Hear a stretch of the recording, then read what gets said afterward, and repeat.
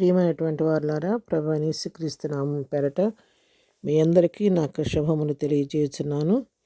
యెషయా గ్రంథం 49వ అధ్యాయం 15వ వచనం మనం చూసినట్లయితే, స్త్రీ తన గర్భమున పుట్టిన బిడ్డను కరుణింపకుండా తన చంటి పిల్లను మరచునా, వారైనా మరచుదురు కానీ నేను నిన్ను మరువను అని దేవుడు మనకు వాగ్దానం చేస్తున్నాడండి. ఆయన ఎన్నడూ మన మరిచే దేవుడు కాదు.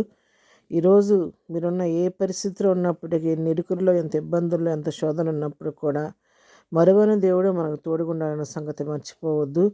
ఆయన కృప ఎప్పుడూ మనం వెంటాడుతూనే ఉంటుందండి. ఆయన కంటికి రెప్పలాగా మనల్ని కాపాడుతూ ఉంటాడు. కాబట్టి ప్రభు కృప మనకు తోడుగుందని విశ్వాసంతో మనకు ఎదురయ్యే అన్ని పరిస్థితుల్లో కృంగిపోకుండా ప్రభు వైపు చూస్తూ ముందుకు సాగిపోదాం.